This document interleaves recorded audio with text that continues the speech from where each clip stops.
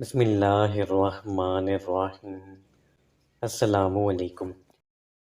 حق و باطل ہر دور ہر زمانے میں ایک دوسرے سے برسر پکار رہا ہے۔ تاریخ کے اوراق میں مورخین نے ان مارکوں کو سنہری الفاظ سے رقم کیا ہے۔ اب چاہے وہ مارکہ میدان بدر کا ہو یا کربلا کا، لیکن کربلا کے میدان میں ایک ایسی تاریخ رقم ہوئی جس نے عقل انسانی کو حیرت کے سمندر میں ڈبو دیا اور بتا دیا کہ حق نہ کبھی سرنگو ہوا ہے اور نہ ہوگا۔ 60 ہجری ماہ رجب میں وہ سال حضرت معاویہ رضی اللہ تعالیٰ عنہ کا وقت قریب آن پہنچا تھا۔ آپ رضی اللہ تعالیٰ عنہ نے وصیت کی کہ بیعت کے معاملے میں اہل بیت سے نرمی سے کام لیا جائے، لیکن بعد از وصال حضرت معاویہ رضی اللہ تعالیٰ عنہ تخت شاہی پر یزید براجمان ہوا، جو سفاکیت میں اپنی مثال آپ تھا۔ ایسی کون سی برائی تھی جو اس میں موجود نہ تھی؟ چنانچہ اس نے برسر اقتدار آتے ہی تمام مسلم ریاستوں کے عاملوں کو لوگوں سے بیعت لینے کا حکم جاری کیا۔ پیارے نبی صلی اللہ علیہ وآلہ وسلم کے شہر مدینہ کا عامل ولید تھا۔ شاہی حکم نامہ پاتے ہی اس نے حضرت امام حسین رضی اللہ تعالیٰ عنہ کو بلایا۔ امام حسین رضی اللہ تعالیٰ عنہ جو جگر گوشہ رسول صلی اللہ علیہ وآلہ وسلم تھے، معاملے کی سنگینی کو بھانپ گئے، لہذا چند اشخاص سے مشورہ کیا اور ان کو اپنے ہمراہ لے کر ولید کی طرف تشریف لے گئے اور ساتھیوں کو باہر ہی ٹھہرنے کا حکم دیا۔ ولید نے حضرت معاویہ رضی اللہ تعالیٰ عنہ کے انتقال کی خبر اور یزید کے جاری کردہ حکم کو آپ کے گوش گزار کیا، جس میں صاف طور پر لکھا تھا کہ بیعت جس طور پر بھی ممکن ہو لی جائے۔ ولید نے فیصلہ پوچھا تو امام علی مقام رضی اللہ تعالیٰ عنہ نے خلوت میں فیصلہ سنانے سے انکار کرتے ہوئے کہا کہ میں یزید سے بیعت ہونے یا نہ ہونے کا فیصلہ سب کے سامنے رکھوں گا، اور اٹھ کر واپس تشریف لے گئے۔ ولید مصلحت پسند انسان تھا، اس لیے اس نے زبردستی نہ کی۔ امام علی مقام رضی اللہ تعالیٰ عنہ نے خلوت میں فیصلہ سنانے سے کیوں انکار کیا؟ اس لیے کیونکہ حق علی العان خود کو منواتا ہے۔ باطل جتنا بھی زور آور ہو جائے، جتنے بھی ہیلے بہانے تراش کر پروان چڑھنا چاہے، حق کے آگے شکست کھاتا ہے۔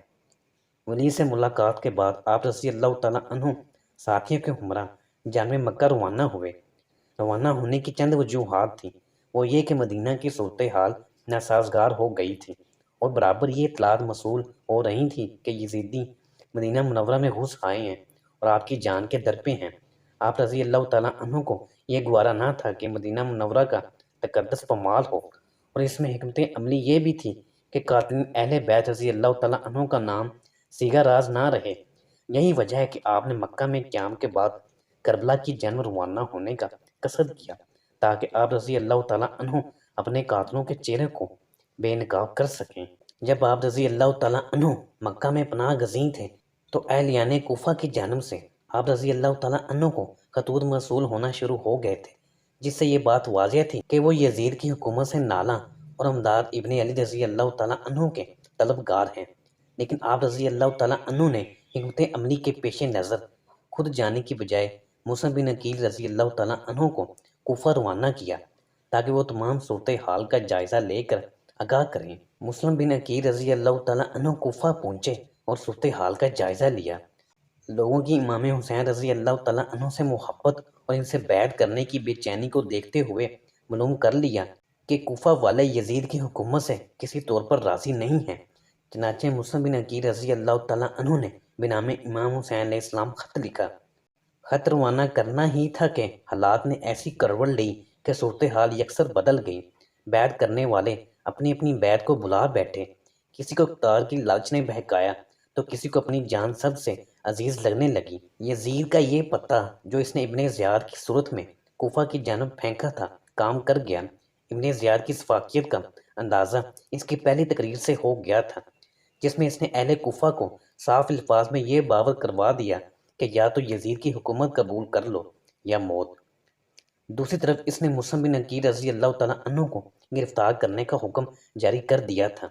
مسلم بن عقیل رضی اللہ تعالیٰ عنہ کی تلاش جاری تھی۔ کوفے کا چپا چپا ابن زیاد کے کرندوں کی نظر میں تھا۔ مسلم بن عقیل رضی اللہ تعالیٰ عنہ بھی تمام صورتحال سے باخبر تھے، لہٰذا آپ مختار بن ابو عبید کے گھر سے ہانی بن عروہ کے گھر منتقل ہو گئے تھے۔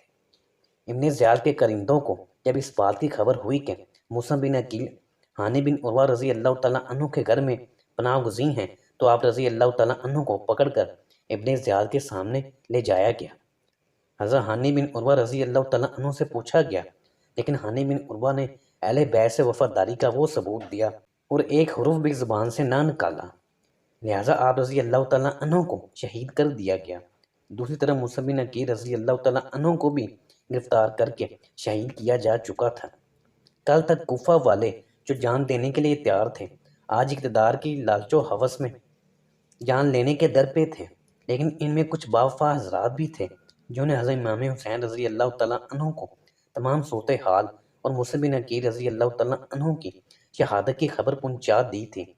تمام صورتحال سے باخبر ہونے کے بعد بھی آپ رضی اللہ تعالیٰ عنہ نے کوفہ کا قصد کیا۔ کوفہ روانہ ہونے سے آپ رضی اللہ تعالیٰ عنہ کو ابن عباس رضی اللہ تعالیٰ عنہ اور عمر بن عبد الرحمن نے بہت روکا، مگر آپ رضی اللہ تعالیٰ عنہ ارادہ فرما چکے تھے۔ سوال یہ ہے کہ جب حضرت امام حسین رضی اللہ تعالیٰ عنہ کو تمام صورتحال کی خبر ہو گئی تھی، تب بھی آپ نے کوفہ کا قصد کیوں کیا؟ نواس رسول صلی اللہ علیہ وآلہ وسلم باطل کی تلوار توڑنے اور دفاع دین کے خاطر نکلے تھے، اور یہ بتانے کے لیے نکلے کہ حق کے لیے سر کٹ سکتا ہے پر باطل کے آگے کبھی نہیں جھک سکتا۔ یہ ابن علی امام حسین رضی اللہ تعالیٰ عنہ ہیں جو کبھی فاسق کی بیعت نہیں کر سکتے۔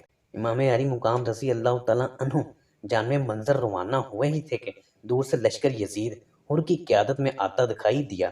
حر جو کہ ابھی یزیدی لشکر میں تھے نے اپنے آنے کا مقصد بتایا اور بتایا کہ امام علی مقام رضی اللہ تعالیٰ عنہ پر زمین تنگ کرنے اور آپ رضی اللہ تعالیٰ عنہ کو گرفتار کر کے ابن زیاد کے پاس لے جانے کا حکم دیا گیا ہے۔ حضرت امام حسین رضی اللہ تعالیٰ عنہ نے بس اتنا کہہ کر کے یہ ہرگز نہیں ہو سکتا اپنا قافلہ کوفہ کے راستے سے دوسری جانب موڑ دیا، کیونکہ حضرت امام حسین رضی اللہ تعالیٰ عنہ کی آنکھیں اپنی منزل کو دیکھ رہی تھیں۔ آپ رضی اللہ تعالیٰ عنہ ہر راستے کو بغور دیکھتے ہوئے آگے بڑھتے چلے گئے، جیسے آپ ان راستوں کو پہچانتے ہوں اور جانتے ہوں کہ انہی راستوں پر ہی آخری منزل ہے۔ آپ رضی اللہ تعالیٰ عنہ یقیناً اللہ کریم کی عطا سے جانتے تھے۔ ایک مقام پر رک کر پوچھا، یہ کون سی جگہ ہے؟ بتایا گیا کربلا۔ زیر لب دہرایا کربلا، کیونکہ انہیں معلوم تھا یہی ان کے شہید ہونے کی جگہ ہے۔ فضا میں ایک گہری خاموشی تھی، ہوائیں جیسے تھم کر آپ رضی اللہ تعالیٰ عنہ کی پیشانی کو آخری بار بوسہ دے رہی تھیں۔ بادل تھے کہ رک کر صرف آپ رضی اللہ تعالیٰ عنہ کی زیارت کر رہے تھے۔ حضرت امام حسین رضی اللہ تعالیٰ عنہ نے پڑاؤ ڈالنے کا حکم دیا۔ دوسری جانب حر بن یزید نے اپنے لشکر کو بھی پڑاؤ ڈالنے کا حکم دیا۔ روایت میں ہے کہ حر بن یزید کے لشکر کی تعداد صرف 1000 تھی، تو کیا وجہ ہے کہ امام علی مقام رضی اللہ تعالیٰ عنہ نے اس سے مقابلہ کر کے اس کو تحت تیگ نہیں کیا؟ کیونکہ امام علی مقام رضی اللہ تعالیٰ عنہ اپنے مسکن سے نکل کر اہلیان کوفہ کی مدد کو آئے تھے، نہ کہ جنگ کے ارادے سے، اور اس لیے کہ آپ رضی اللہ تعالیٰ عنہ کو بصیرت کی آنکھ سے اس لشکر میں 4 ایسے افراد نظر آئے جو کہ بظاہر تو یزیدی لشکر میں تھے، مگر تھے وہ حسینی لشکر سے۔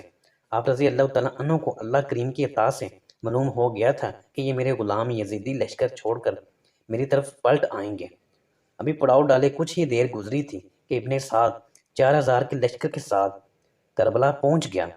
ابن سعد اہل بیت رضی اللہ تعالیٰ عنہ سے مقابلے کے لیے تیار نہ تھا، لیکن اقتدار کی لالچ اور دولت کی ہوس نے اسے اندھا کر دیا تھا۔ لشکر یزید کا ہر فرد سم بکم عمیٌ فہم لا یعقلون کی عملی تصویر بنا کھڑا تھا۔ اقتدار و دولت کے نشے میں مگن ان اندھے بہرے لوگوں نے سب کچھ بھلا دیا تھا کہ اہل بیت رضی اللہ تعالیٰ عنہ کی محبت ہی دین کی اصل حقیقت اور ایمان کی روح ہے۔ محاصرہ سخت سے سخت ہوتا گیا۔ بیعت کرو یا جان سے جاؤ کی آوازیں گونجنے لگی تھیں۔ سامنے صرف یہی 2 راستے تھے۔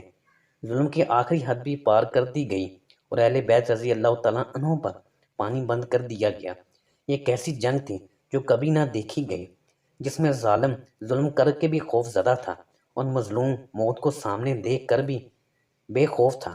بدر کی طرح خیمہ اہل بیت رضی اللہ تعالیٰ عنہ میں بھی بارش ہوئی تھی، ایسی بارش جس نے دلوں کو اطمینان اور سکون بخشا تھا۔ یہی وجہ تھی کہ ہزاروں کے سامنے یہ اہل بیت کے 72 افراد چٹان ثابت ہوئے۔ کربلا میں ضبط اپنے عروج پر تھا۔ کس کا ضبط؟ امام حسین علیہ السلام کا ضبط۔ کس کا ضبط؟ خون علی علیہ السلام کا ضبط۔ کس کا ضبط؟ زہرا علیہ السلام کے لال کا ضبط۔ آسمان و زمین محو حیرت تھے کہ یہ ضبط کی کون سی منزل ہے جس کو آج تک نہ دیکھا گیا ہے اور نہ سنا گیا ہے۔ 10 محرم الحرام کا سورج طلوع ہوا۔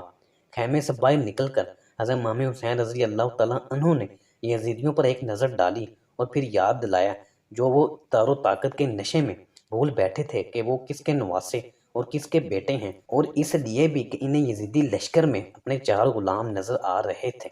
حضرت امام حسین علیہ السلام نے بات ابھی مکمل کی ہی تھی کہ حضرت حر رضی اللہ تعالیٰ عنہ کی قسمت کا ستارہ چمک اٹھا کہ آن کی آن میں انہوں نے گھوڑے کو ایڑ لگا دی اور لشکر یزید سے نکل کر ماں اپنے بھائی غلام اور بیٹے کے لشکر حسینی میں شامل ہو گئے۔